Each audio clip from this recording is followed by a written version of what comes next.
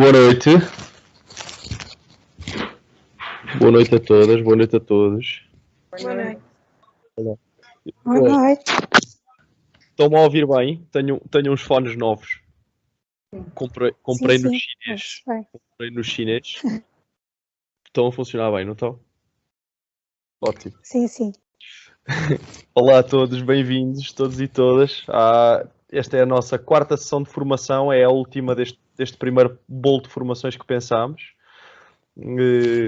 Na primeira sessão o tema foi Introdução à Hospitalidade, portanto, o que é um refugiado, o que é a plataforma de apoio aos refugiados, como funciona o processo. A segunda formação teve o título Mitos e Medos. Como é que era, Nuno? Gestão de expectativas. Mitos e medos, gestão de expectativas. A terceira sessão foi Gestão da Boa Vontade e o lugar do voluntário no plano de integração, na ação integrada. E como última sessão, nós tínhamos pensado fazer um pacote de 3, mas acrescentámos aqui a quarta sessão porque nos pareceu muito importante. É um tema mais espiritual, diria eu. Não posso dizer mais humano, mas mais espiritual eu acho que posso dizer. Reconciliação. Eu diria mais humano porque mais espiritual. Sim. O Nuno não é cartesiano. E, portanto, o tema de hoje é reconciliação e o lugar do voluntário no processo de reconciliação. As pessoas que acolhemos e que vêm refugiadas para o nosso país passam por processos muito duros de luto migratório e têm que fazer um trabalho forte de reconciliação consigo mesmos, com a sua história, com a situação em que agora estão.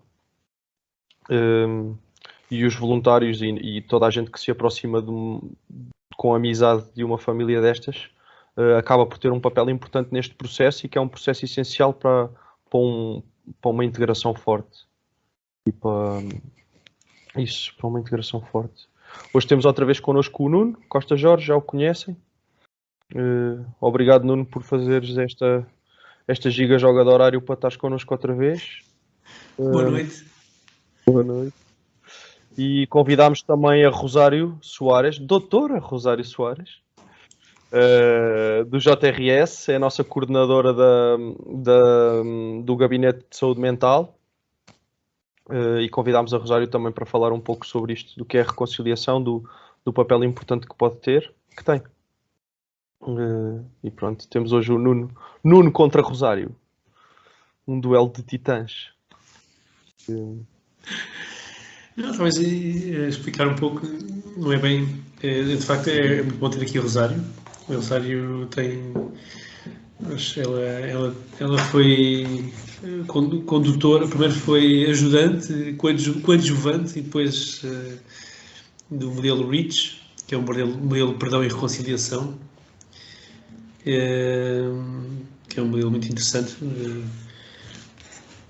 de ajuda das pessoas nos processos de reconciliação, de perdão e reconciliação. É um modelo muito claro, mas muito concreto. Eu vou-lhe falar de uma forma de estar, uma forma de fazer, que cada vez mais é mais cara ao JRS e ao JRS Internacional e que eu tenho percebido que faz cada vez mais sentido. E é nesse sentido também que o convite aqui à Rosário foi feito, para que ela possa depois trazer o seu aporte em modelos muito específicos, mas mais propícios à saúde mental, mas que claramente com benefícios em todas as áreas. Foi isso também que foi pretendido com este tema. Foi uma espécie de olhar para tudo aquilo que nós passámos, dentro daquilo que tudo que são os processos. Relembro-me que nós, na primeira sessão, falámos do que é um refugiado, do enquadramento legal, as definições, depois o papel naquilo que a pessoa traz, da gestão de expectativas, aquilo que é o papel, depois a seguir o papel dos técnicos e da equipa, das organizações, dos voluntários, das organizações, do próprio sistema, aquilo que são organizações do Estado e aquilo que são organizações privadas e outras que são organizações voluntárias. E, portanto, se vocês repararem, estamos sempre a ir do geral para o particular, e depois do particular olhamos outra vez para o geral, e agora de volta de novo ao particular. Portanto, a definição de refugiado, aquilo que o transforma em refugiado, a razão de ser, de poder pedir asilo, porque há uma razão onde ele precisa de segurança e de alguém de um país que lhe dê essa segurança. Depois a seguir como é que na chegada ao acolhimento e o nosso papel enquanto entidade acolhedora e as entidades e as pessoas, não é? Sejam pessoas, sejam organizações, sejam pessoas privadas, particulares que contribuem para esse acolhimento. Depois como é que as organizações do Estado e como é que nós os privados, voluntários, pessoas particulares se conjugam nesse sistema e ao mesmo tempo gerimos as expectativas das pessoas dentro desse sistema, daquilo que o próprio país tem para dar e as organizações que nós conhecemos têm para dar e aquilo que se passa também dentro da pessoa, dentro do seu coração, e aqui digo coração e não apenas a mente. Os antigos diziam que o coração era o centro da alma, aqui já um bocado para fazer a ponte para um sentido maior, que não está apenas na razão, mas muitas vezes naquilo que a pessoa se procura num sentido para a vida, um sentido para si mesmo. Porquê isto com refugiados? Porque, na verdade, podia ser para qualquer outra população. Qualquer população, qualquer um de nós passa por processos de reconciliação. E não avanço já para o perdão, apenas na reconciliação. Qualquer um de nós passa por processos. Processos que às vezes somos levados a fazer pela própria vida, pelos acontecimentos que nos ultrapassam. Muitas vezes acontecimentos alegres, outras vezes, normalmente os processos são acontecimentos mais tristes, ou que nos colocam em causa no nosso sentido da vida. O Viktor Frankl falava disto no livro dele, um sentido para a vida. Aquele que tinha um sentido para a vida fora dali, fora do campo de concentração, era aquele que tinha mais probabilidade de sobreviver. E em todos os nossos processos da nossa vida, são os eventos que nos põem em causa, que nos fazem pensar qual é que é o meu sentido da vida, porque é que isto me está a pôr em causa. Não é? Normalmente é uma doença, uma morte de alguém próximo. Portanto, tudo isto é comum a toda a gente, não é? Ninguém fica cá para sempre. Portanto, todos nós passamos por isto, não é? Pessoas que estão perto de nós e que sofrem, ou nós mesmos passamos por esse processo de dor, de algum sofrimento, e portanto que nos põe em causa o nosso sentido, o que é que estamos cá a fazer. E é isto que um refugiado muitas vezes tem isto de uma forma às vezes muito densa e muito às vezes não consciente, outras vezes mais consciente, mas de repente quando chega perto de nós, de repente tudo isso se torna presente, tudo isso se torna mais consciente e às vezes muito impactante e outra vez causador de dor. Olhando para trás, para aquilo que nós falámos todos e que nós todos conhecemos, como é que o sistema corresponde a uma expectativa, a uma integração, a uma autonomia, ou primeiro a uma autonomia, depois a uma integração. Como é que nós contribuímos com isso? E isso de alguma forma ajuda a pessoa também no seu processo de reconciliação com aquilo que foi a sua história, não é? Aquilo que o levou até aqui. Isto porque é normal, não é? Todos nós temos processos também de dor, sofrimento e também culpa.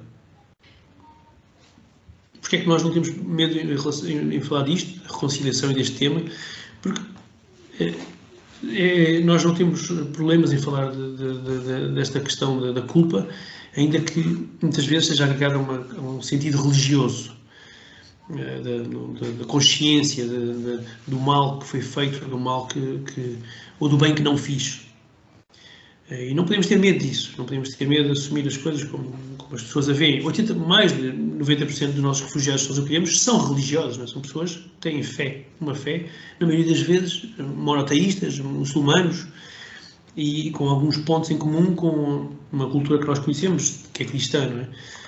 nomeadamente também da reconciliação, a necessidade de reconciliação, a necessidade do perdão, com uma entidade superior, com um Deus, com a própria criação, que o Papa Francisco fala muito, tem falado muito, né? Uma reconciliação com o mundo, o estar no mundo, olhar para o paraíso, né? Olhar para aquilo que é o equilíbrio das coisas, né? Que se fala muito da ecologia, e como é que as coisas estão em equilíbrio, né? E também a reconciliação com a humanidade, né? Que está à minha volta, aquele que está ao meu próximo, e comigo mesmo. O Luís falava um pouco disso, não é? Da minha história, não é? De eu reconciliar-me com a minha história, que muitos dos refugiados trazem carregado de alguma culpa. Aquilo, porque é que fui eu que estou salvo e não o outro, o meu irmão, a minha mãe, o meu filho, porque é que eu estou aqui em segurança, se eu não mereço mais do que eles, ou até mereço menos, não é? E então, onde é que nós nos encontramos, não é? Neste processo, que é um processo, a história de repente é um processo completamente interno, mas depois percebemos que não, há mais outras pessoas que pensam desta forma, que carregam este peso, carregam este fardo, não é? E qual é o nosso papel aqui, não é? Será que isto é só para os psicólogos? Ou é só para um padre? Ou é só para a mesquita? E não é verdade. Todos nós, fazendo parte de alguma forma de uma resposta que a pessoa procura, de integração, de autonomia, nós podemos contribuir para isso. Não é? Qualquer pessoa que consegue contribuir para a estabilidade emocional e também uma estabilidade, por exemplo, na procura de emprego, coisa muito simples, estabilidade financeira, não é? A pessoa, podendo trabalhar, vai poder enviar dinheiro de volta para a família, para poder ajudar a família que ficou lá. E isto ajuda-o a estabilizar e a perceber que o estar aqui tem um sentido que o ultrapassa, que não fica só nele, não é? E isto é um presente apenas, não é? E uma reconciliação com aquilo que ficou para trás. E há todo um futuro que pode acontecer em relação com os filhos, em relação com a sua história. Os projetos de integração nos Estados Unidos às vezes são de facto muito violentos. São muito curtos e muito violentos. Se a pessoa não aceitar a segunda oferta de emprego, é convidado a não ser renovada a autorização de residência, por exemplo. Isto é bastante duro, não é? E só quando chega nos Estados Unidos, há muitas organizações que acusam o governo de dizer à pessoa, com muita franqueza, não é? Que talvez na terceira geração, tu vais concretizar as expectativas que tens. Portanto, não é em ti que vais concretizar a expectativa que tens de realização de vida, nem é nos teus filhos, é nos teus netos. Não é? E isto é bastante duro, não é, de ouvir. E não é na primeira geração que custa.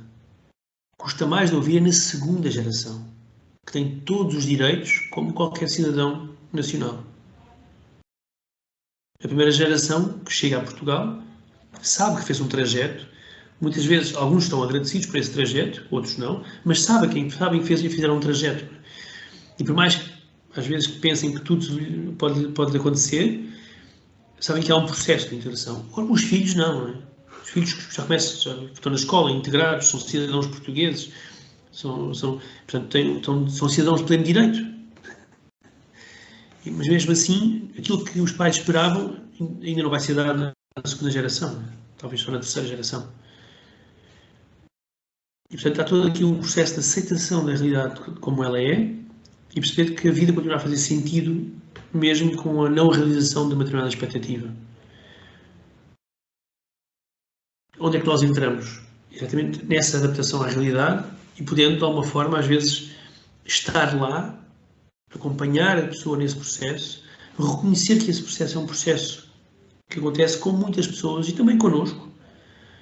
Processo de aceitação, em que os acontecimentos muitas vezes nos ultrapassam e nos colocam em causa. O processo do refugiado é em tudo semelhante, mas muitas vezes fica muito patente toda a dor e o sofrimento.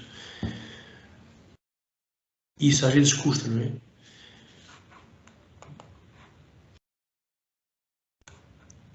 Não sei se alguém se reconhecem neste processo a si próprios e também se reconhecem no processo de ajuda ao outro, daquilo que é, daquilo que foram os processos de alguma dor, de deixar pessoas para trás, de recomeçar, o porquê aqui, porquê em Portugal.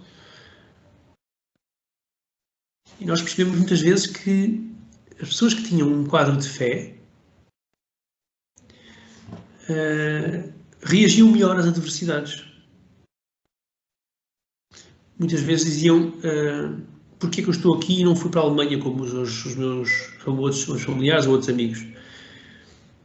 E depois, enquanto uns entravam em luta com esse acontecimento, em guerra, um acontecimento que nós éramos alheios, não é? E eles sabiam disso, tinham consciência disso.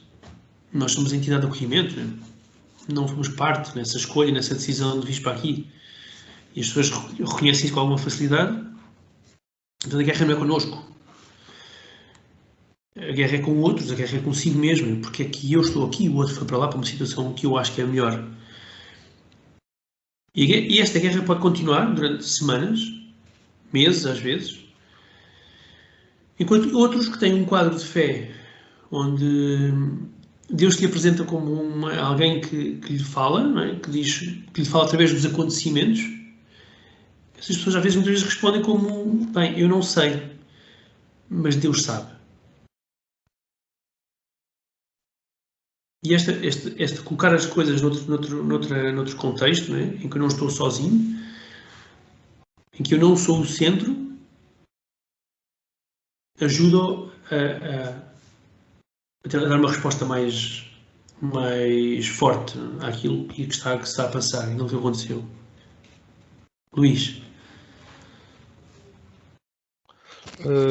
Não sei se é para agora, mas podia. Senti a falta de exemplos, não sei bem, quer dizer, um exemplo de uma reação de uma pessoa que esteja a trabalhar, que tenha o seu processo de reconciliação trabalhado, e de uma reação de uma pessoa que tenha este processo ainda em trabalho, no início. Sim. Não quer dizer alguém reconciliado ou alguém não reconciliado, não quer dizer isso, porque nós nunca estamos totalmente reconciliados, não é? Sí, pode ser. Hoy justo estuvimos a trabajar en un grupo esta temática y fue muy interesante porque hablábamos sobre el concepto en sí. Hay una parte, digamos, de esta formación que se fala sobre el concepto, que es su perdón para cada uno de nosotros. Y muchas de las personas la presentes comentaban que ellas habían pasado por este proceso de perdón, no en tanto que acontecía cuando acontecía un evento similar con la misma persona, por ejemplo, en caso de ser una persona, ellas voltaban a sentir lo mismo, o sea, ya habían perdonado, pero no en tanto la emoción estaba ahí cargada. Y hay una cosa interesante de una psiquiatra española que gosto mucho, que ella dice, las cicatrices no duelen, o sea, ya que las cicatrices no doen. Y eso es verdad, porque ya cuando uno perdona, no tiene esa carga emocional. Y yo ya después quería dar ejemplos más concretos, ¿no? En tanto, para completar algunas cuestiones, por ejemplo, de uno que falaba sobre un modelo Rich. Un modelo Rich son 5 pasos de una persona que tuvo que pasar, un psicólogo norteamericano, que tuvo que pasar por esta experiencia, donde no había respuestas en realidad para lo que le había acontecido.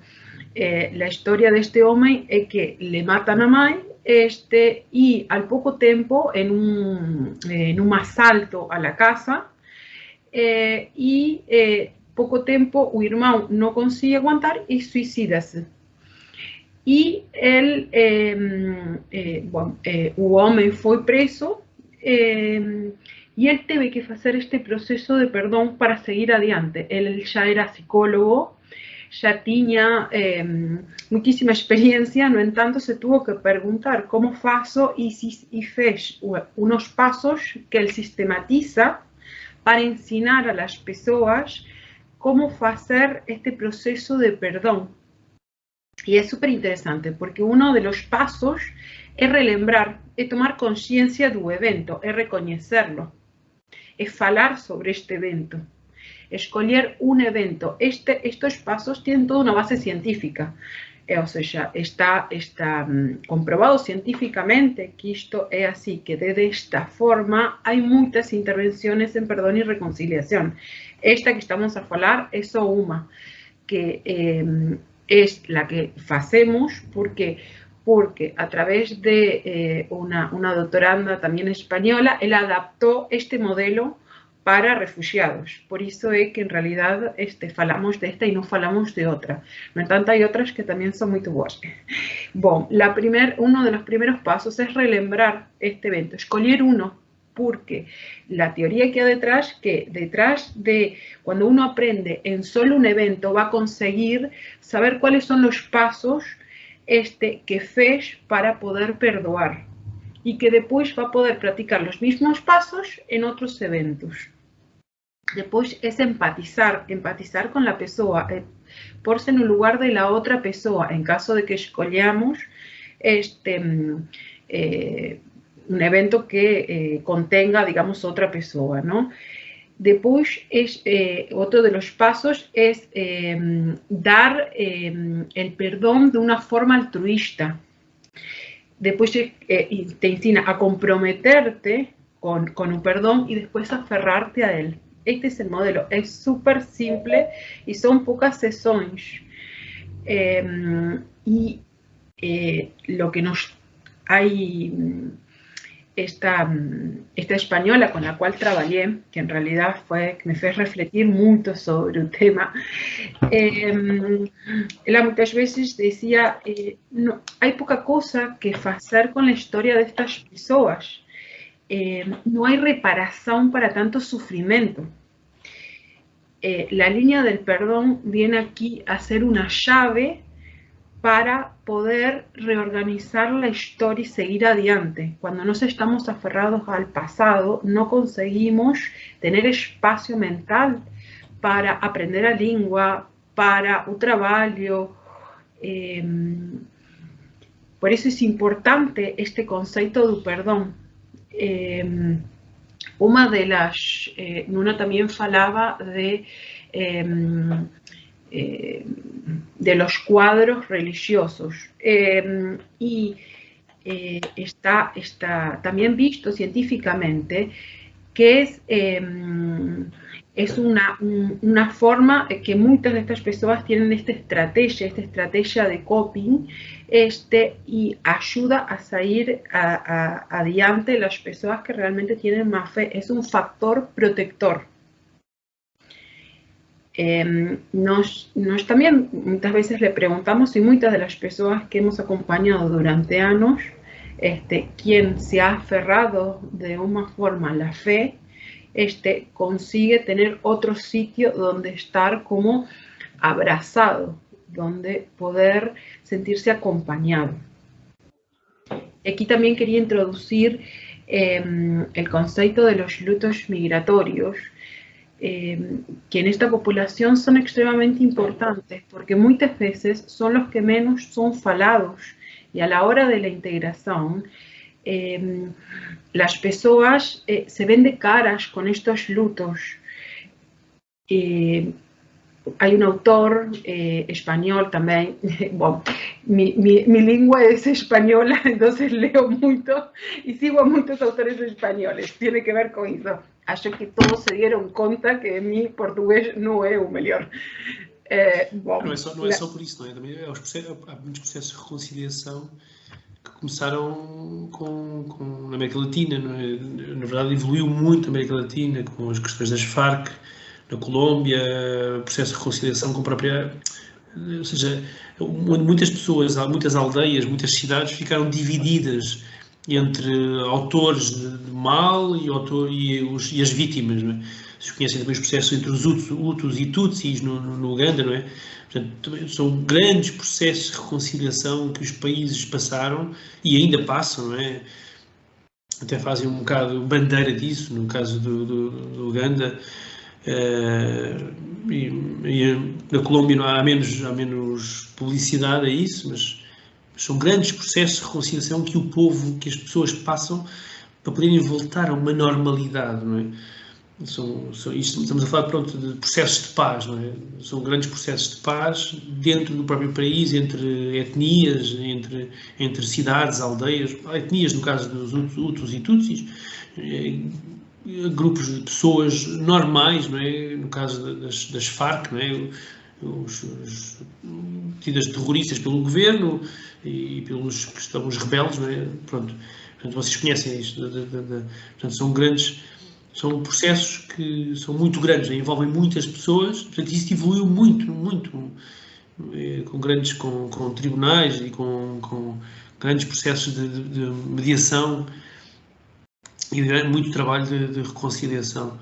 Aqui, a uma escala mais pequena, não é? O que a Rosário vos fala é de como é que isto evoluiu para um processo de uma experiência muito individual, muito pessoal, e como é que noutros países há um processo muito grande de processos de paz que envolveu quase toda a população de um país, como o caso do Uganda, o caso na Colômbia, mas na verdade são processos muito semelhantes em si, apesar de um ser tão grande e outro ser um pequeno. Portanto, começa mesmo de facto por esta capacidade de olhar para si, tomar consciência do evento que lhe causou aquela guerra, aquela dor, e depois fazer um processo.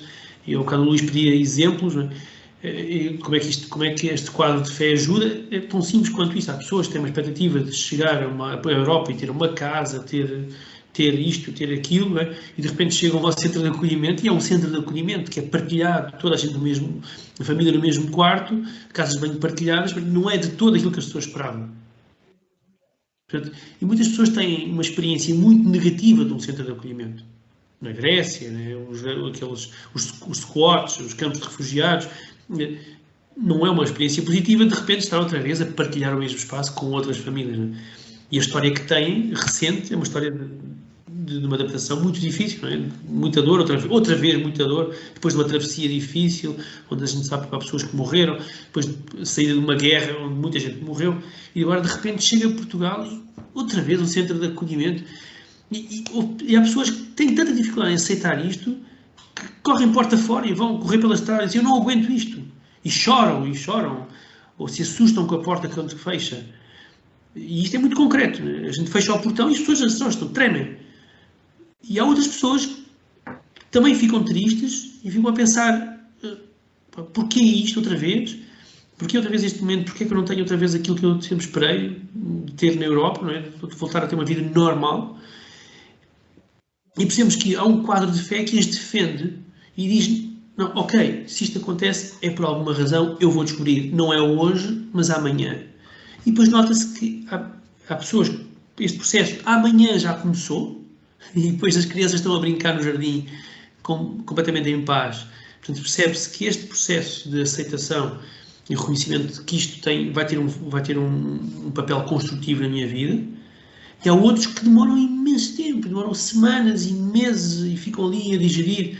E é preciso muita paciência, não é? É aí que o nosso papel conta, não é? Acompanhar, ter respeito pelo tempo da pessoa, pelo tempo individual.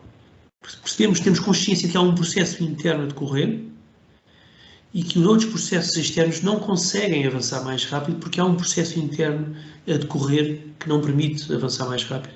Portanto, o que é pedido a nós? Temos consciência deles, percebemos que isso está-se a passar e há de haver uma altura qualquer em que, se nós estamos lá, vamos conseguir entrar e dar uma palavra construtiva e dizer: olha, nós estamos cá, quando precisares, nós estamos cá. Não estás a fazer o papel que era suposto, não estás a ir às aulas de português ou não estás a aprender aquilo que era suposto. Às vezes exigir que vá à aula de português, mesmo dentro de uma grande confusão e caos, porque isso lhe vai dar a rotina, porque isso lhe vai dar uma disciplina, vai dar uma estrutura, que não é a ideal, porque a pessoa vai lá estar um pouco obrigado, mas saber que isso também faz parte, porque isso significa que nós estamos lá. É quando alguém está muito em baixo e não quer ouvir ninguém, não quer receber uma chamada de ninguém. Está muito em baixo porque aconteceu qualquer coisa muito dolorosa. Mas se continuar a receber aquela mensagem daquela pessoa amiga a dizer eu estou aqui, quando quiseres falar, eu estou aqui. E isso não invade, mas mostra que nós estamos lá, não é? Que está lá um amigo. Mostra que há uma disponibilidade para estar. E é isso que nos é pedido a nós, é perceber que a consciência que há um processo e que nós vamos estando lá. E quando aparecer a altura certa, então poder ajudar, dando a resposta que nós tínhamos planeado, ou exigindo que a pessoa não deixe de ir ao português simplesmente porque está mal, porque não está a aceitar. Não deixa de ir, não consegue aproveitar nem 20% daquilo que é dado, nem 10%, mas sabemos que tem outros frutos, não é? Que é a organização da sua vida, ter as coisas, ser obrigado a tomar banho, a vestir-se para ir à aula de português, a poder ir a sair para fora de uma atividade, num evento, nunca deixar de convidar. Só porque a pessoa nos diz sempre não, porque está contra o mundo, contra tudo, contra todos, porque não quer cá estar, porque lhe calhou a fava, que era Portugal. Quer dizer, e ok, é verdade, ok, sabemos que o país tem muitas coisas para fazer para melhorar, mas estamos lá e perceber, podemos exigir determinadas coisas, outras não podemos, não podemos exigir os resultados de alguém que está motivado, de alguém que já passou por esse processo. E é aqui que muitas vezes um processo, às vezes muito específico, de um grupo, do modelo REACH, pode às vezes atuar, fazer um pequeno grupo, e as pessoas falam todos do mesmo, e de repente a pessoa percebe que aquele processo que era interno não se passa só consigo, passa-se com muitos, e é comum a todos. E aqui que a Rosário falava dos lutos, que é este processo que é comum a todos aqueles que vieram, todos passaram pelo mesmo processo, e que agora todos partilham algumas dores, a perda, deixaram a alguém, custa-lhes muito, e esse grupo que vai falando, uns falam, outros não, não é? Muitos não falam, alguns já falam, mas depois devagarinho, nesse trabalho em grupo, as pessoas vão se revendo naqueles que falam. E começa a abrir-se aqui um pequeno espaço para que a pessoa possa começar a falar sobre a sua vida e sobre a sua história.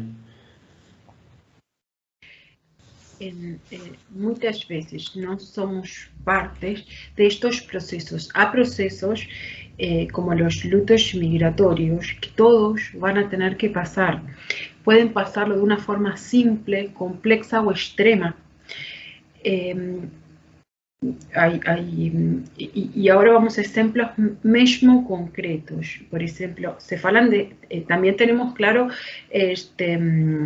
un luto traumático, que eso ya lo dejaríamos más para un profesional. Pero estos otros lutos nos los trabajamos de otra forma con ellos. A veces solo son narrativas, porque ninguém le da la importancia que debe ter a los lutos migratorios, que son la cultura, las saudades que yo tengo de mi cultura. Si uno se pondría a escuchar, a oír el caos interno que es observar y yo escucho mucho, los portugueses se comportan de forma diferente, actúan de forma extraña. Tiene que ver con esta cuestión, este ajuste a esta nueva cultura. No es bueno que ninguno de ellos sea el mejor portugués, porque no se espera eso. Lo que se espera en una buena integración es que puedan reconocer de esta cultura portuguesa, integren en su vida las cosas boas que les encontraron en esta cultura, sin dejar parte de su cultura.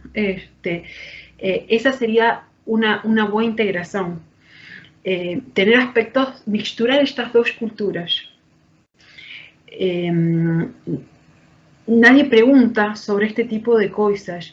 Entonces, es como que a esta persona le doy muchas partes del cuerpo y ya no sabe dónde está a dor, porque no sabe distinguir, porque al no falarse de esto, o sea, cada vez viene otra dor, entonces se acumulan las dores y ya cuando nosotros lo vemos está a desbordar la persona y llora, puede llegar a llorar de cualquier pequeña cosa. Y en realidad toda la dor tiene que ver por muchas otras cosas y es un bolo bastante grande. Entonces, a veces preguntar a qué es lo que más tienes saudades o qué diferencias ves en la cultura, ayuda a pensar sobre esto. Hola, tengo saudades de mi cultura era así, hacía estas cosas. Eso, la persona te está contando una narrativa sobre su historia. Es importante también tener tiempo para eso. A lengua, cuando uno pregunta sobre a lengua, los relatos que escuto, tengo saudades de salir a rúa y todos falan mi lengua.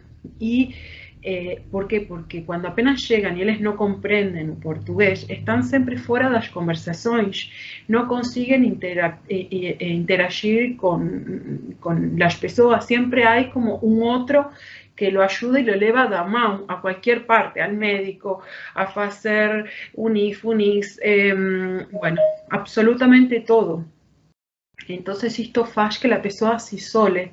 Y el tema de la lengua, que no es casi falado, la necesidad de oír música o que salgas a un sitio y poder comprar sozinho y no tener que depender de ninguém. Por eso es que también vemos este mecanismo defensivo regresivo en esta población. Y por eso es lo importante de no también tener una postura paternalista. No sabemos que las personas ven con mucha dor, que muchas veces están frágiles, pero no es una buena práctica poder estar en esa. Es importante la empatía, pero no pasarse también a un comportamiento paternalista. Después, otro luto que no es falado, el luto a la familia, por ejemplo, es un luto bastante falado, y eso es lo que más las personas falan. El luto a la tierra. A la tierra es, o sea, por ejemplo, las personas que están en las personas, por ejemplo, que recibimos de barcos humanitarios, que vienen de otras tierras más áridas, es muy diferente la vegetación, la luz, las estaciones do ano, si hace frío, más calor, esto también afecta. ¿Por qué? Porque no es solo un luto, son muchísimos lutos a decorrer que se mixturan. Entonces, conseguir ver estas diferencias que ya ayuda a la persona a tomar conciencia, esto también me doy, esto también tengo saudades, esto también es diferente. El estatus social, esto es lo que vemos también muchísimo, porque muchas veces nos le pedimos a esa persona que fue X en su tierra, que aquí sea otra cosa. Y muchas veces nos construimos nuestro grupo de pertenencia por una profesión, a través de una profesión.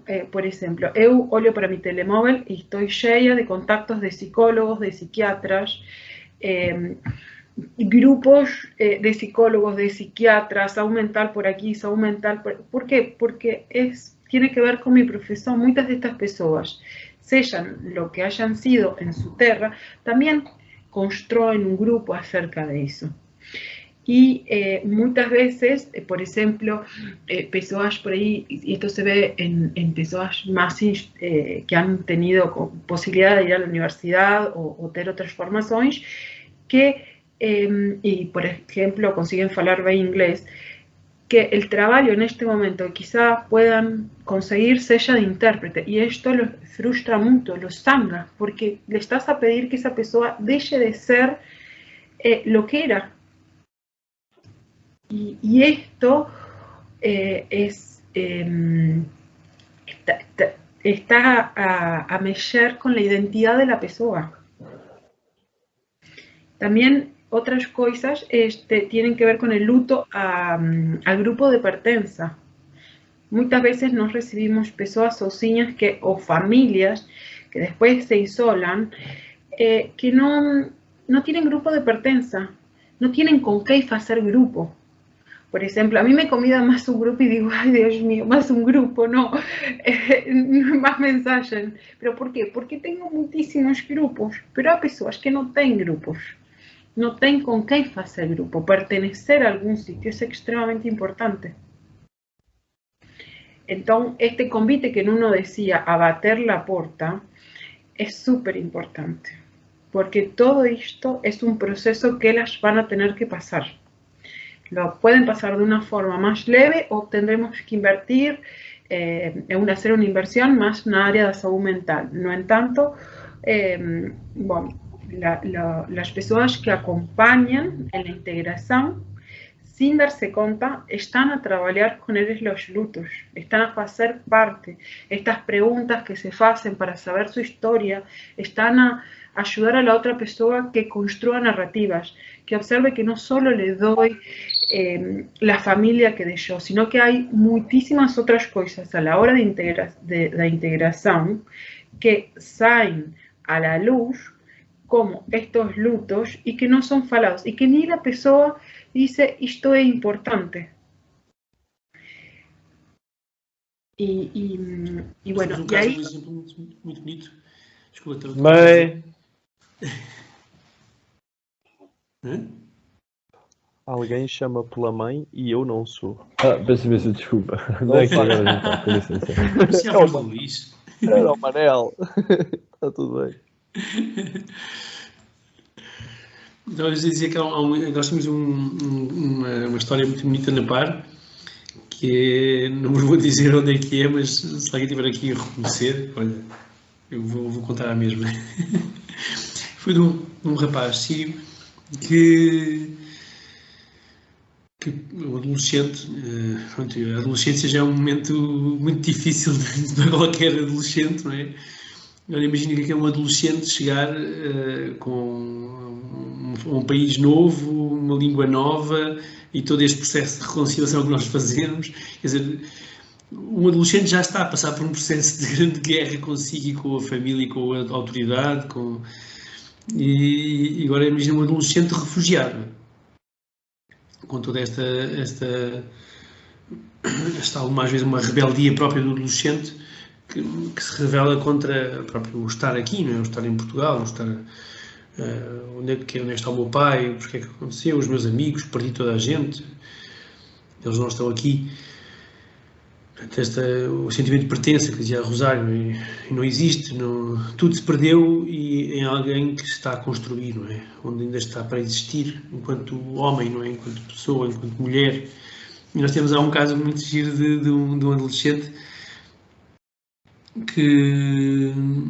refugiado sírio que veio com as irmãs e com a mãe. O pai não veio. E ele entrou em uma grande rebeldia com tudo e com todos e com a mãe, em princípio, porque a mãe era a grande culpada, não é?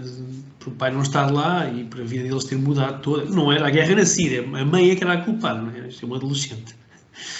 E então nessa guerra com a mãe, por acaso, não por acaso, mas havia duas famílias muito amigas portuguesas, não é? Que tinham tomado este desafio por parte do responsável do acolhimento e este homem fez um desafio a estas duas famílias de serem as famílias amigas desta família síria. E uma destas famílias tinha também a sua prole, os seus 3 filhos, também alguns deles também adolescentes, e nesta rebeldia deste miúdo disseram: então vem para a nossa casa. Estás em rebeldia com a tua mãe, então, mas ficas connosco. E ficou. Enquanto esteve naquela casa, ele lá tentou ainda estudar, mas as coisas corriam muito mal e ele queria a informática que a mãe achava que era muito boa para ele, de facto, e provavelmente seria, mas ele não queria e não estudava nada, os resultados não apareciam, ele chumbou de ano e até que há um dia que ele resolve falar que queria estudar outra coisa e vai estudar a hotelaria. E de facto, depois os resultados começam a aparecer. Entretanto, o que é que acontece? O Covid. Portanto, quando os resultados estavam a aparecer, meteu-se o Covid e as aulas acabaram. E ele, que tinha tão poucos amigos, eu não tinha quase nenhum, não é? Estava a gostar muito de fazer amigos, nem por cima sendo tão mau aluno, sendo um rebelde. Fica sozinho em casa, a ter aulas à distância, que eu odiava, não é? E o que é que acontece? Começa a entrar em depressão. Só que nessa altura já se tinha construído uma relação de confiança com esta família. E aquele miúdo, que era muito rebelde e que estava sempre do contra, de repente percebe-se que que pode contar coisas a esta família e diz a este casal: eu preciso de ajuda. E ele diz: então, se tu precisas de ajuda, então vais fazer como nós vamos dizer. E apontaram-lhe um psicólogo e ele começou a ser acompanhado por um psicólogo durante esse tempo de pandemia. E foi aquilo que ele hoje reconhece como o tendo salvo, porque cresceu uma relação de confiança na rebeldia que lhe permitiu que depois, num momento de dor, mas com mais consciência, permitiu pedir ajuda e aceitar essa ajuda que lhe foi dada. E hoje ele já foi convidado por nós para dar o testemunho deste tempo e falo com muita veemência, sendo tão novo, porque olha para trás e percebeu de facto que houve um processo que ele teve de passar de reconciliação com a sua história e de alguma justiça para com a mãe, não é? Que tanto bem o quer, mas que é próprio de um adolescente, não é? Mas com a agravante de ser refugiado. E foi... Alguém está aqui a levantar a mão? A Margarida? Sim, boa noite. Boa noite. Eu peço desculpa, mas devido à sua intervenção e como teve a falar de que um jovem, portanto, foi acolhido por uma família, portanto, e fez o seu processo de integração e ainda bem que correu bem, mas gostaria de saber como é que se processou todo qual foi o mecanismo que se processou, não é? Uma vez que, segundo vocês já disseram, não é a vossa vertente o acolhimento familiar, compete à Segurança Social, como é que isso se processou? O Nuno, posso responder? Fui eu que respondi hoje ao e-mail da Margarida. Olá, está boa. Eu hoje não mandei e-mail nenhum, nem hoje nem nos últimos dias. Mas eu agradeço a resposta, obrigada. Os e-mails sobre o processo de acolhimento. A maneira como Portugal tem trabalhado tem sido encaminhar as famílias de refugiados que são acolhidas para instituições. Portanto, nenhuma família particular ainda recebeu ninguém em sua casa. Aconteceu num princípio pontualmente, mas foi visto que era um processo que não tinha frutos tão bons como o acolhimento por uma instituição. É isso. E com menores não acompanhados põe-se exatamente a mesma questão. Os refugiados Os menores não acompanhados é mais complicado, não é? Mas eles estão sobre a alçada da justiça, do tribunal, não é? Portanto, tem todo um processo muito semelhante a outro menor não acompanhado português. Neste caso, ele não foi acolhido oficialmente pela família. A família dele, com as irmãs e a mãe, é que eram muito... havia aqui uma proximidade, não é? Aquilo que já vos dizíamos, não é? É necessário manter é muito saudável manter a proximidade, não é? Uma relação de confiança, de ajuda, não é? Portanto, estar lá para aquilo que eles, às vezes, problemas de saúde, idas ao CEF, ou outras questões da escola, a integração da escola, e pronto, foi isto que aconteceu, não é? Havia uma família cujos pais ajudavam esta família síria na integração da escola, principalmente nesta questão da relação com a escola, com a dificuldade em falar português. Portanto, acompanhar as reuniões de turma, com os diretores de turma, porque mesmo sendo um rapaz com maus resultados escolares, muitas vezes eram chamados à escola, portanto, e este casal ajudava-os. Não é? Quando surgiu esta rebeldia por parte deste adolescente, deste jovem, eles também estavam lá e a mãe, quando eles ofereceram a sua ajuda para acolher o rapaz, nesse momento de rebeldia para com a mãe aceitou, ou seja, disse: sim senhora, fique em casa deles durante um tempo, porque isso vai ser saudável para ti e para as tuas irmãs, não é? Não houve aqui nenhum acolhimento formal do menor. É como se fossem os padrinhos dele, digamos assim. Eles funcionaram como os padrinhos. Não é? Esta ajuda deste casal foi pedida pela instituição que acolheu. Exatamente, pela instituição, pelo responsável da instituição que estava a acolher ou seja, é isso que nós estamos aqui a fazer, não é? Ou seja, a falar disto, não é? Ou seja, do papel das entidades, organizações, mas também dos voluntários a título individual, não é? Mas que estão organizados, não é? Junto de um mesmo projeto de vida, não é? Junto daquela família, junto daquele refugiado, e portanto que estão a fazer complementando-se, não é? Assim, portanto, os voluntários têm essa vantagem, não é? Estão porque estão, e não estão porque têm que estar, não estão porque querem estar, estão porque gostam de estar, e essa disponibilidade vê-se, não é? Quer dizer, a par é isso mesmo, a par é essa disponibilidade para estar, para acolher, para ouvir, para escutar, para tentar perceber como eu posso ajudar da melhor forma, e isso às vezes tem resultados que imediatamente às vezes não se percebem, não é? Mas que depois a longo termo essa proximidade, essa disponibilidade para ser parte da solução foi o que este rapaz considera como sendo a salvação, e considera por exemplo, este pai, né, deste casal como um segundo pai. Nós dizemos padrinho, não é? E ele chamou este é como o meu pai é português. Pronto, porque foi o homem que representa, que conseguiu dizer-lhe, olha, tens que fazer isto agora, não é? E é isso, contribuir para esse processo, que é um processo interno, na reconciliação também com a relação com a mãe, que hoje está reconciliado, não é? E restabelecido, e agora pode até, quer dizer, agradecer à mãe aquilo que a mãe lhe deu, não é? E não estar em guerra com o facto de ter saído da Síria, não é? Como se a culpa fosse da mãe, não é? E é isso que acontece, não é? E no processo, no modelo REACH, muitas vezes as pessoas são chamadas a colocar, às vezes simbolicamente, muitas vezes aconteceu isso, não é? As pessoas não sabiam a quem acusar, não sabiam que estavam em guerra com o facto de terem saído, porque a Síria era um país de paz, um país mais pacífico ali do Médio Oriente, e de repente tinha uma vida boa, uma vida estável, era considerado ali era um sítio para as pessoas fugiam, não é? A Síria era um país de acolhimento, não era um país de saída, era um país de acolhimento, as pessoas fugiam de outros países em guerra para a Síria.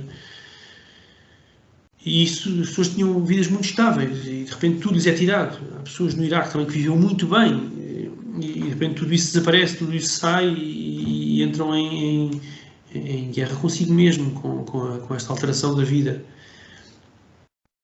E nós, estando lá e conhecendo este processo, podemos, na altura certa, se a pessoa nos deixar, nós podemos fazer parte desse processo de reconciliação com a sua história, com os acontecimentos, e permitindo-lhe olhar para trás e ver que as coisas continuam a fazer sentido.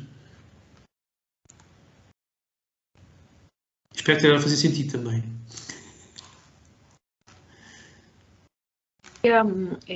Aqui vi uma pergunta sobre o acompanhamento psicológico.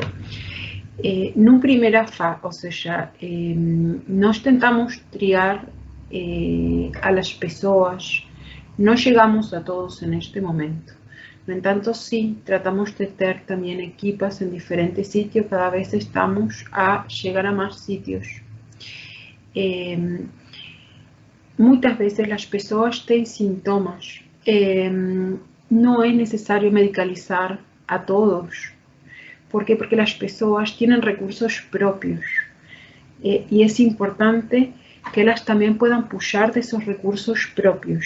Hay investigaciones en este sentido y está muy dividida esta cuestión de si realmente es necesario casi, no sé, un 80% tener acompañamiento psicológico. Hay otra parte que dice que no, y esto está visto científicamente también. Se ha feito estudos sobre esto. Lo que sí es, durante estos años de experiencia, temos visto que hay muchas populaciones, y esto falo de los barcos humanitarios, que tienen mucha más resiliencia. No entanto, hay que dejar que la persona pase por este proceso, que las emociones salgan. Las emociones no son boas ni más. Las emociones son protectoras, nos están a ensinar. Es importante también sentirlas y acompañar a la persona. No tenemos que esconder, no se tiene que esconder, hay que dejarla llorar, hay que dejarla que pase este proceso. Y nos acompañar. Y muchas de estas personas tiran de recursos propios, porque ya los tienen. Entonces, muchas de estas personas no precisan. Las que precisan, tentamos dar. En este momento, muchas veces no alcanzamos para ir a todos los sitios. No entanto, estamos a crecer de una forma importante para poder dar. Es una respuesta muy especializada. ¿Por qué? Porque muchas veces tenemos que trabajar con intérpretes. Y tanto el profesional como el intérprete tiene que tener formación y treino en esta área, porque si no puedes llegar a ser más mal que ser, en vez de una ayuda, todo lo contrario.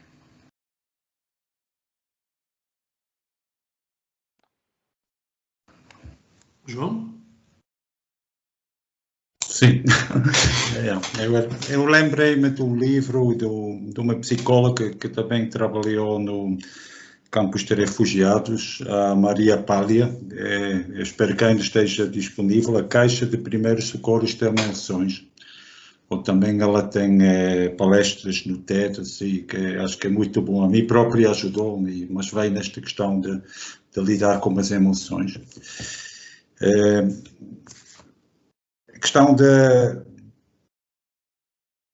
que Margarita falou, é algo que me preocupa atualmente. Há várias famílias de refugiados que passaram do programa de acolhimento e integração, e que deveriam agora sair no fim deste mês das suas casas.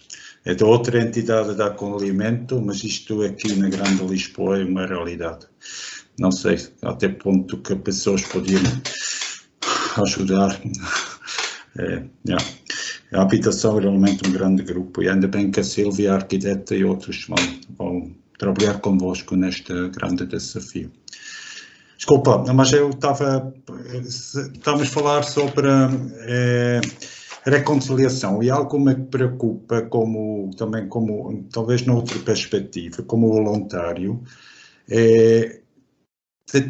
ter interesse pela diversidade cultural e linguística destas pessoas, porque não podemos partir do pressuposto que uma língua, um povo, uma nação. Em muitos países isto não é a realidade, não é? E há tanta informação disponível, antigamente nas enciclopédias, mas hoje está tudo na internet, e acho que eu pessoalmente tenho descoberto este fascínio por esta diversidade cultural, esta biodiversidade, porque no Afeganistão não esta realidade mais as pessoas, tanta diversidade, e vocês conhecem isto melhor, mas eu não sei quem, provavelmente é só de uma etnia que vem aqui, que são mais lá na capital, mas há esta diversidade, e é o facto que há 50 línguas no Afeganistão, é uma coisa para nós quase inimaginável, mas são realidades, não é? No Sudão, os árabes sudaneses, mas depois todos os povos não árabes, os povos africanos, e as tensões, e ali espero que possa haver também reconciliação aqui em Portugal, porque ali atualmente outra vez conflitos sangrentos, infelizmente. O facto que há 140 grupos étnicos no Sudão e Sudão do Sul, são coisas...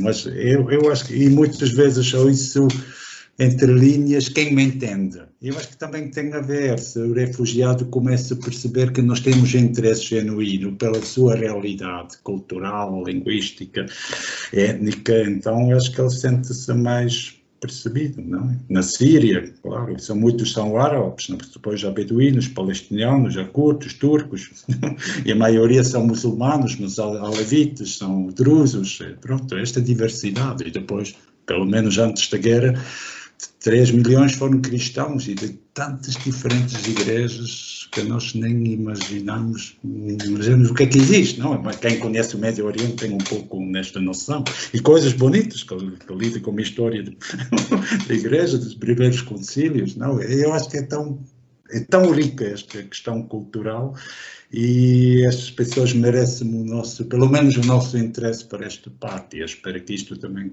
eu acredito que isto possa ajudar na integração. Okay. Sim, às vezes é preciso haver um pouco de...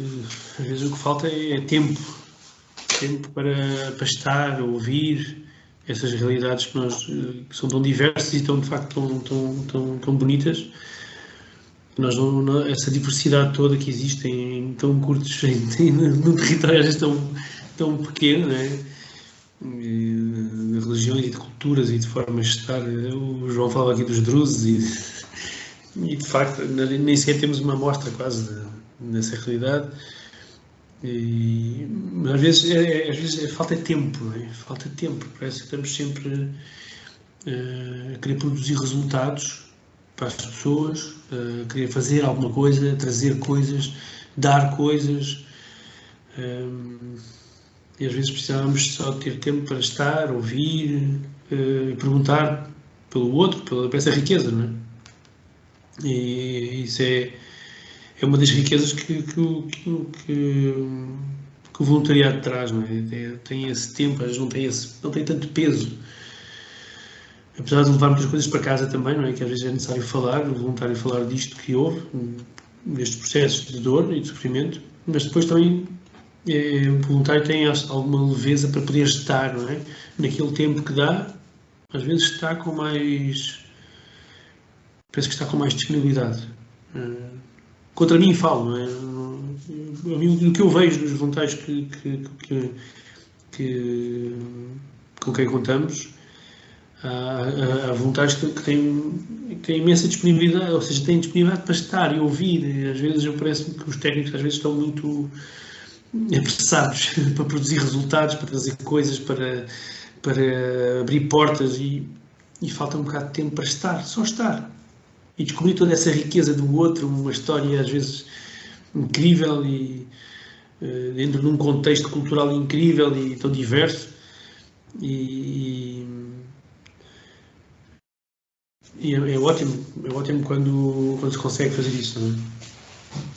Quando se consegue descobrir o outro e depois às vezes de repente abre-se assim, de repente você sente-se uma lâmpada, já percebi porque é que já percebi o que é que fazias isto, porque é que essa pergunta, porque é que estavas a pensar assim, porque é que sei lá, às vezes há coisas muito às vezes duras, não é? Por exemplo, questões de casos de violência doméstica. Há muitos casos de violência doméstica que não têm a ver nem com a educação, não têm a ver com nenhum problema de saúde mental. Muitas vezes são problemas de educação e cultura, não é? A forma de estar com a mulher e com os filhos. E perceber isto, não é? Que é uma outra cultura, uma outra forma de estar, sem abdicar de uma realidade que nós conhecemos e que é boa, não é? Que traz outra dignidade, que dá à mulher outra dignidade, mas perceber um outro lado, uma outra forma de estar, sem que isso signifique uma concessão a uma forma de ver que nós sabemos que é nossa, que é aquela que a pessoa tem que compreender porque está a fazer um processo de integração em Portugal. Portanto, tem que se adaptar ao mesmo tempo. Há uma certa... Mas compreender isso, compreender que há outra realidade, ajuda-nos a perceber que tem que fazer esse trajeto, não é? Este é o ponto A e este é o ponto B. E no meio pode acontecer muitas coisas, desde a polícia, desde o CPCJ, desde instituições de apoio às crianças, de apoio à vítima. Mas perceber o ponto A, não é? perceber onde é que é o ponto A, onde é que a pessoa se encontra, o contexto, mas que tem que chegar ao ponto B de alguma forma.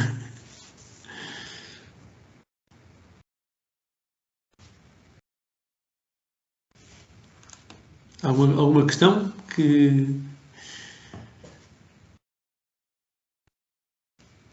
O João está aqui a pôr-nos alguns TEDx da Maria Palha, ou de um familiar de Luís.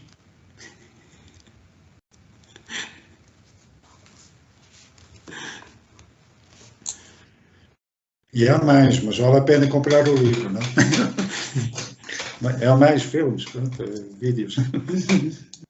Sí, nós en salud mental hablamos sobre las emociones y hacemos una abordaje porque realmente no son las personas, los utentes que nos recibimos, ¿no? Yo acredito que todos nós somos bastante, y me incluyo, bastante analfabetos en esta cuestión de las emociones, ¿no?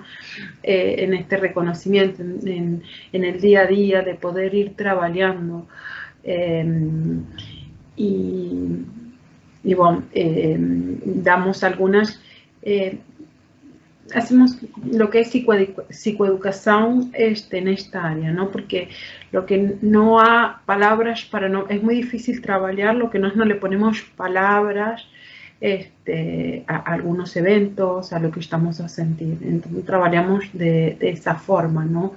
Un poco en aprender este otro mundo que tiene que ver con las emociones y de lo que vamos sintiendo y vamos registrando y ajustando. Hay un ajuste mucho de estas personas a esta nueva realidad por cuestiones culturales, por lutos.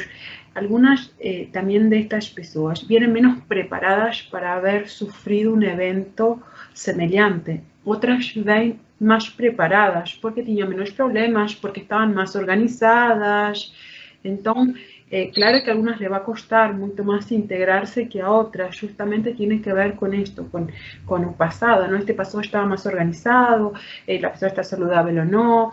Hay muchas cuestiones que interfieren. Y había una cosa que uno dice, todas estas personas, al no conseguir comunicarse a través de la lengua, lo hacen, son expertas en poder leernos.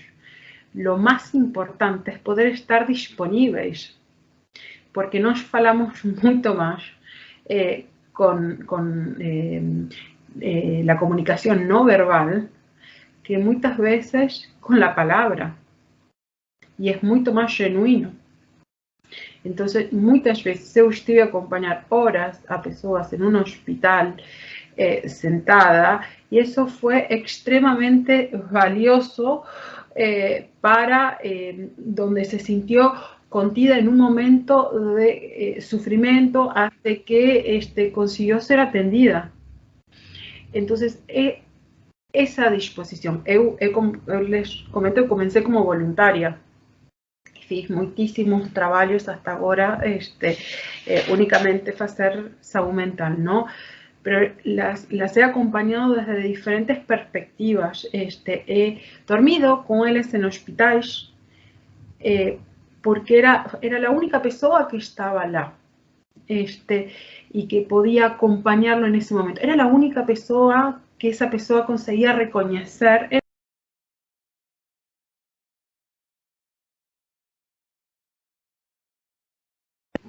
Estás sem som. Estás sem som, estás sem som. Ok. Estuve a falar todo este tempo sem som? Acabaste en era la única persona que podía reconocer. Ok. Nada, esta cuestión, o sea, no conseguí falar porque por ejemplo, en ese tiempo, con esta persona que estaba internada, había tenido una crisis convulsiva, así que había sido muy duro el evento en sí, por eso fue esta decisión de ficar a dormir en un hospital. No tenía batería en un telemóvil, así que no hay forma ni siquiera de comunicarse con el Google Translate, no había forma.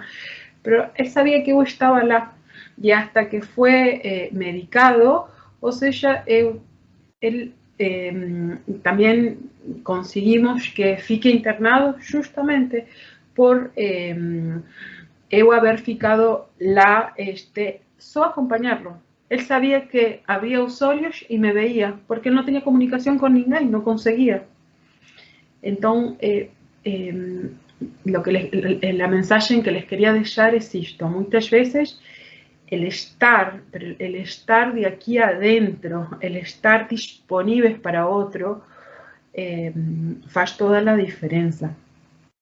Y a veces la comunicación verbal no se da, pero les aseguro que hay otra comunicación, que es la gestual, que pasa y es muy fuerte.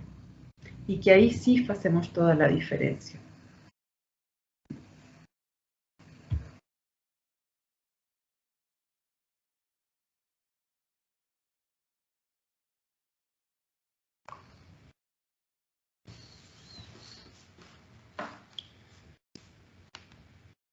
Luís?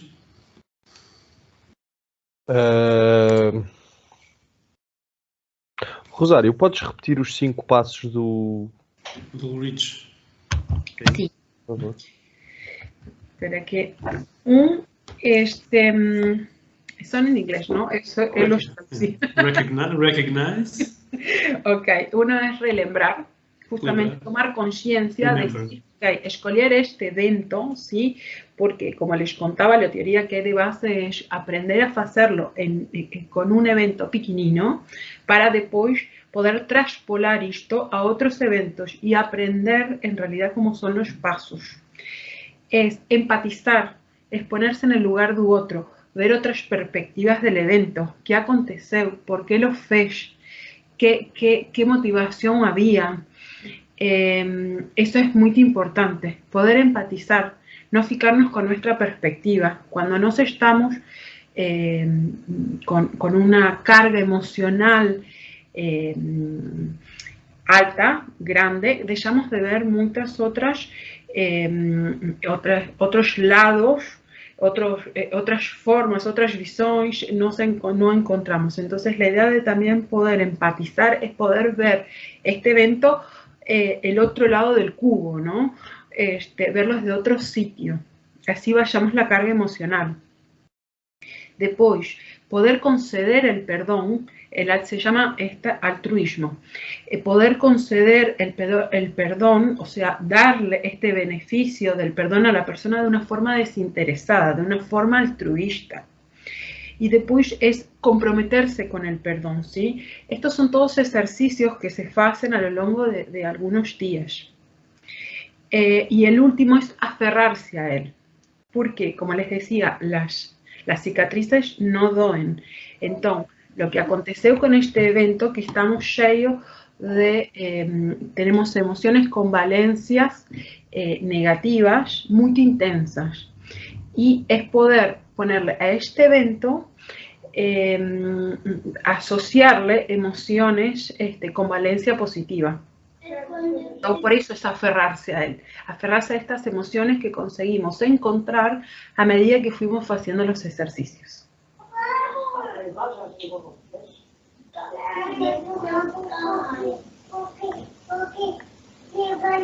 Obrigado, Rosário. Muito bem, eu não sei se existem questões, alguma pergunta, alguma partilha aí na audiência. Se não houver, fechamos aqui com chave de ouro. Não sei, parece-me que fico para mim. Bem, primeiro estes 5 pontos vão ser importantíssimos para os meus próprios processos de reconciliação. Portanto, obrigado, Rosário. E parece-me que este ponto da reconciliação, eu acho que pode ser, que deve ser uma importante, quase uma chave de leitura com a qual nós podemos ler as reações e as ações das pessoas que nos forem dadas a acompanhar, diria eu. Até nós próprios aprendermos com isso e aproveitarmos para nos irmos reconciliando com aquilo que nos tivemos que reconciliar. Mas eu diria isso, quando alguma vez possamos ficar algo magoados com alguma coisa que nos pareça uma falta de gratidão, ou a chave de leitura da reconciliação pode nos ajudar a ser resilientes no acompanhamento da minha importância. Sí. Esta cuestión es en muchos momentos, y esto ya he oído de otras instituciones que han acogido, de no entender por qué después de tanto pedir, yo quiero trabajo, más importante, mi vida va a ser increíble cuando tengo trabajo, y de pronto aparece la oportunidad. Las personas de esa institución hicieron lo mejor en conseguir un trabajo adecuado a lo que la persona en realidad hacía en su país, y llega el día de trabajo y la persona no consigue involucrarse, no consigue abrazar esto, el otro le está dando como un presente porque trabajó inmenso para conseguir ese trabajo y no he correspondido. Lémbrense, hay muchas cuestiones que están, cuestiones identitarias ahí a mexerse. No, como les decía, no es una postura, un comportamiento paternalista, ¿no? No en tanto, también esta indiferencia por estar focados en ese sitio que hicimos tanto para conseguir y nos esforzamos tanto por un trabajo y el otro no consiguió, es porque en este momento no está a conseguir. Hay un proceso en un medio que ainda no se fecha. Y después este convite a todos los lutos, somos todos parte. Cuando integramos a esa persona a un grupo, lo estamos convidando a perdoarse, a que vea el pasado y consiga soltar y seguir para adelante. Esta pequeña invitación a ser parte de un grupo de WhatsApp puede hacer toda la diferencia. Digo un grupo de WhatsApp porque es algo tangible. Bueno, esto es un convite a reconciliarse con el pasado, a dejar ese pasado y tener espacio para este futuro, para este presente que estás a convidar.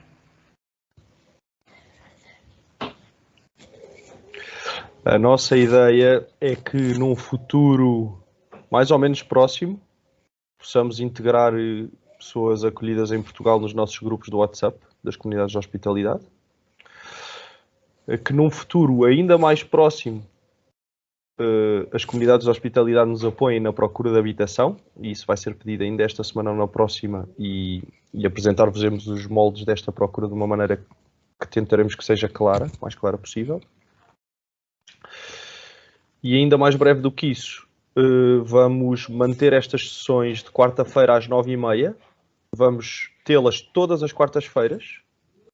Nem todas as quartas-feiras serão sessões de formação. Quando não forem sessões de formação, serão sessões de esclarecimento, de partilha, de boas práticas, de más práticas, dúvidas, alegrias, medos, inquietações.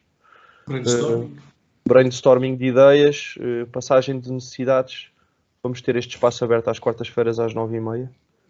E pronto, continuamos todos convidados a aparecer. Obrigado a todos os que participaram nestas 4 sessões. Obrigado a todos. As sessões estão partilhadas no YouTube, esta última sessão também vai ser partilhada, portanto é possível assistir ao pacote completo. Estas sessões foram preparadas em estado de emergência e, portanto, acredito que brevemente este pacote de formações seja repetido e já com o que foi dito, com o know-how do piloto, e portanto ainda vai ter mais qualidade ainda. E pronto. Obrigado a todos e boa noite. Obrigado, Rosário. Obrigado, Nuno. Obrigado a todos. Obrigada, boa noite. Obrigado, boa noite. Obrigada, boa noite. Boa noite, obrigada.